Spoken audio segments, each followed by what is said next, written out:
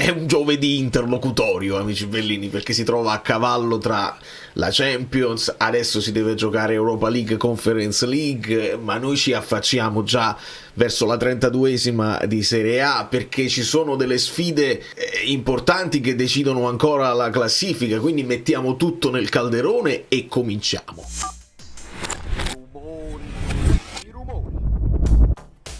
Quando io mi sveglio e devo decidere di cosa si parla, a volte ho già un'idea, a volte mi guardo intorno per capire qual è l'argomento che più interessa nella giornata. Leggo di molto calciomercato, si parla di Rios, si sta parlando di Gomez, insomma nel nostro gruppo Telegram siamo impazziti sulle possibilità e le cose che deve fare il Napoli l'anno prossimo. Ci sarebbe anche da parlare dell'Open VAR che è appena uscito, e lì l'ho fatto sul mini social Twix, perché hanno detto delle cose che veramente mi mettono più in confusione, non mi chiariscono nulla, mi mettono più confusione e ho paura.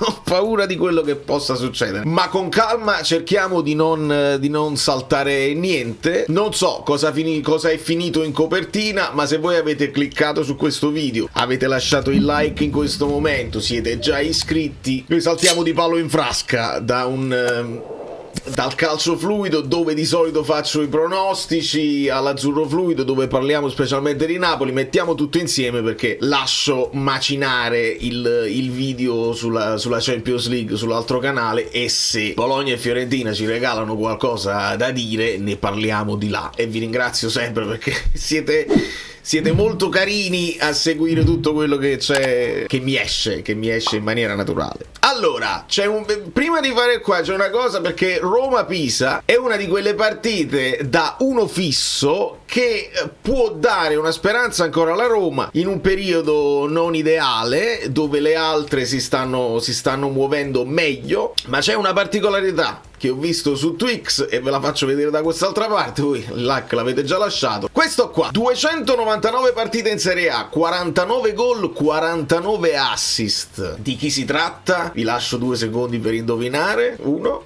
e 2. Lorenzo Pellegrini. Quindi immaginate se domani Lorenzo Pellegrini fa un gol e un assist, chiude con grandissima soddisfazione le 300 partite in Serie A con 50 gol e 50 assist. Non è poco per un giocatore che era spesso anche stato messo in orbita Napoli, nel periodo in cui il Napoli era interessato a tutti i capitani di tutte le squadre, e lo deve fare perché che cos'è? Troppo grande così, cala su questo, c'è troppo ego. Ecco, ci rimettiamo più piccolini perché il campo è più importante. Quindi Roma-Pisa, io ho pochi dubbi onestamente. La Roma ha la possibilità di mettere un po' di pressione sulla Juventus perché sono 3 punti indietro, ma un punto dietro di loro c'è anche l'Atalanta. Quindi Atalanta-Juventus sarà una partita importantissima, con uno scontro importante. Quindi la Roma non può steccare, altrimenti è esonero di Gasperini. Non si parla nemmeno più di cose, è veramente esonero. Sule è tornato, ovviamente le assenze di Wesley e di Koné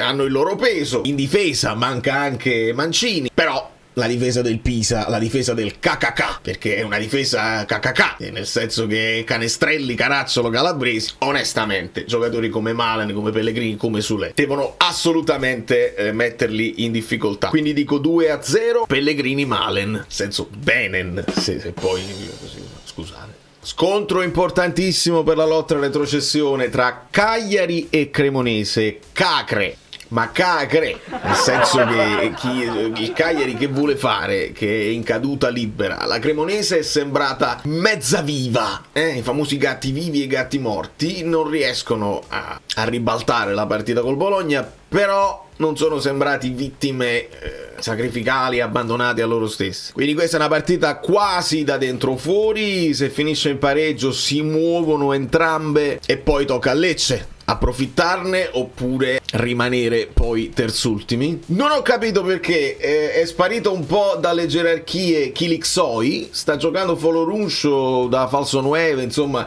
in attacco con Seba Esposito, e avevo ascoltato anche uno youtuber del Cagliari che diceva adesso che torna anche Belotti, Kilixoi il campo non lo vede più. Peccato, però secondo me questa è una partita da 2-1 per il Cagliari. Se giocasse Kilixoi Chilixoy, altrimenti Folorush, li alterniamo. E poi anche un Gaetano, un calcio di punizione, un calcio piazzato, perché Gaetano giocando più dietro, più da regista, ha perso un pochino il contatto con il gol. Lo può fare, la qualità ce l'ha. Nella Cremonese stanno risalendo le prestazioni di Van de Putte, con il ritorno di Baschirotto, sono un po' più combattivi.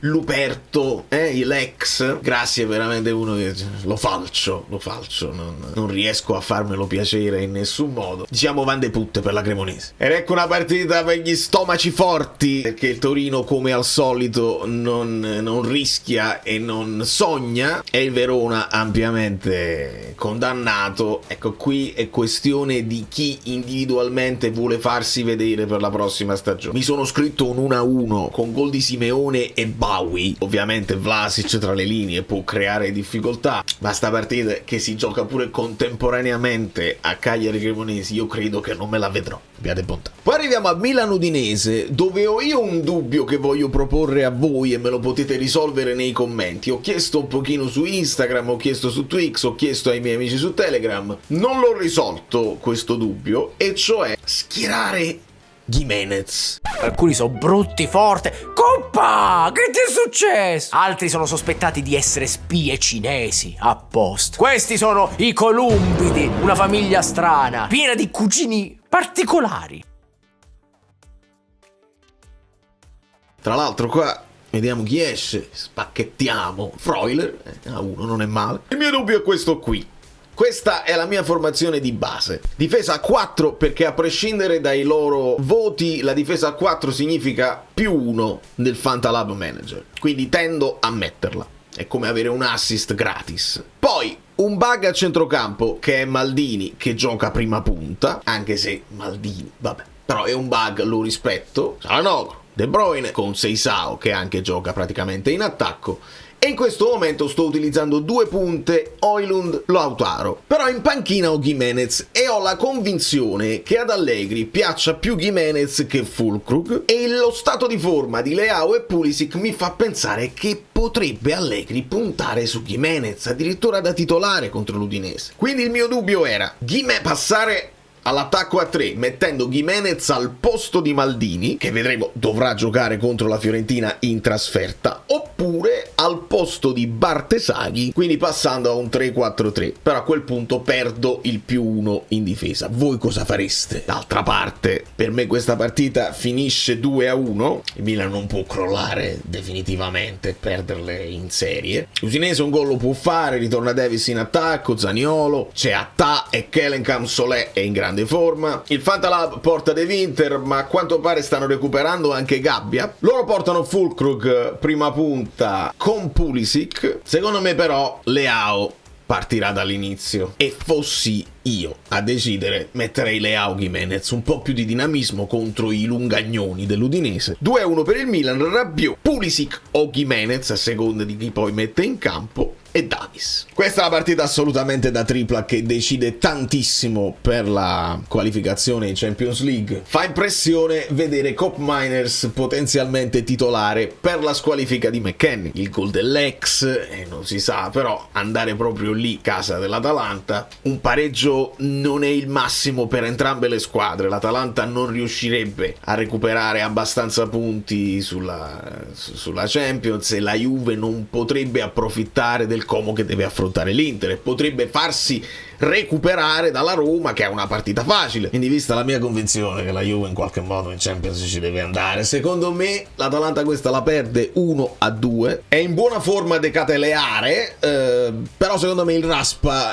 gli piace, al Raspa piace segnare alla Juve. Raspadori, se non è Koopmeiners, potrebbe segnare Thuram, perché se te li prendi a uomo poi magari perdi un duello e Thuram può arrivare in inserimento, una palla sporca, e magari Yildiz. Il Sassuolo è tranquillo, il Genoa ha 6 punti di vantaggio sulla terzultima, sul Lecce. Mi piace l'idea che ci possa essere un rigore per il Genoa, dove con Malinowski in campo, però E qua mi ricollego al discorso dei rigori, il rigore dato ai danni di Itzes, che al VAR chiamano Ildiz, per capirci, no? Gente che studia, conosce il calcio dentro e fuori, dove in qualche modo Seba Esposito sposta la mano di Itzes col ginocchio e lo ritengono comunque punibile. E lì io impazzisco, anche se nella dinamica io capisco che Seba Esposito non lo fa di proposito, cerca di andare verso il pallone, si trova la mano di Itzes davanti al ginocchio e quindi nella dinamica ci sta. Non lo capisco assolutamente quando si tratta però di Pellegrino contro Tavares, e ci arriviamo quando adesso parliamo del Parma. Però per i vertici arbitrali quelli sono entrambi rigori, sono entrambi azioni fallose punibili e mi mettono veramente in grande confusione. Vuol dire che non capisco io quali sono le loro logiche. Quindi Malinowski, quindi se Muric continua con le sue uscite un pochino farfallesche, posso immaginare un gol di testa oppure una palla sporca che rimbalza. Quindi o Ostigard o Vasquez o Colombo, non mi prendo responsabilità, e per il Sassuolo Laurienté. Poi arriviamo a Parma-Napoli e parliamo delle cose nostre. Io non ho idea di chi sia questo Elfege, un giocatore che hanno comprato a gennaio, che viene dalla Serie B francese, uno gigante, un tank, e vista l'indisponibilità di Pellegrino, Fartalab porta Oristanio, Fantacalcio porta Elfege titolare. Sono due soluzioni completamente diverse a cui il Napoli si dovrà adattare, se hai uno grosso oppure un altro che farà un 9 finto o comunque piccolino. A differenza di Seba Esposito, Pellegrino lo spinge proprio, non sta contendendo il pallone. Tavares sta per intervenire di petto, Pellegrino lo spinge, Tavares la prende col braccio. Sarebbe stato rigore se non ci fosse stato il fuorigioco attivo di Pellegrino. Per me lì è un'assurdità, ma tant'è. Il Parma è abbastanza tranquillo in classifica, è una squadra che ci ha sempre messo in difficoltà, quindi non mi aspetto un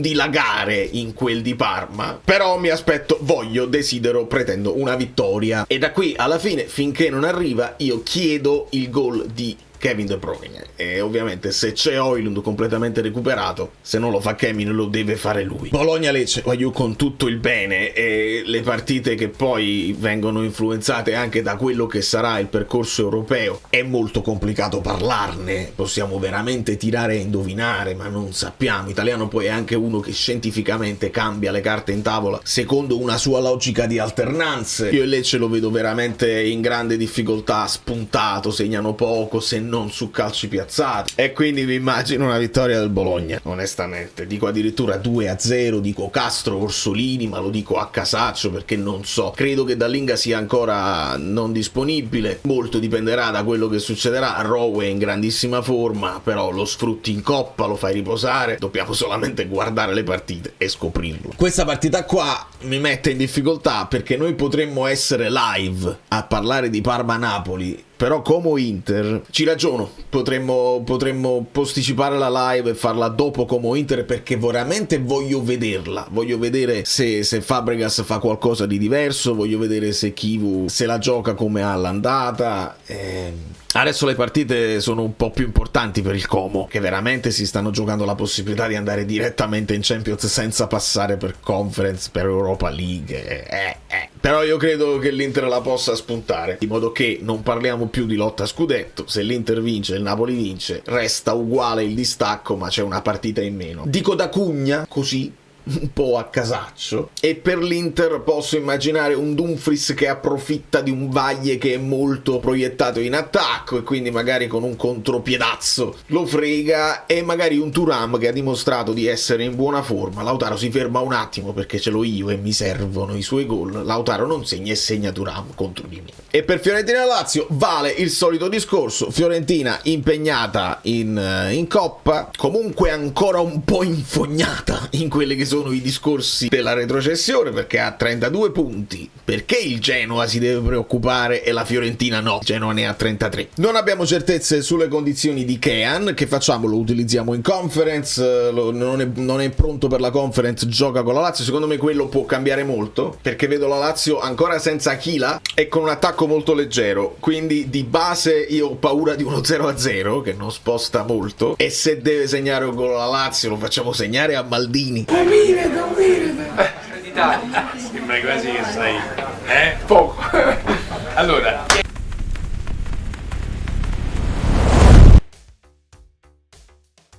Questo è quanto. Potete lasciare un like finale, i miei ringraziamenti per ascoltarmi, insomma, blablare, questo è un nuovo termine, blablare sul calcio in anticipo, perché poi si può blablare dopo facendo dei bei approfondimenti.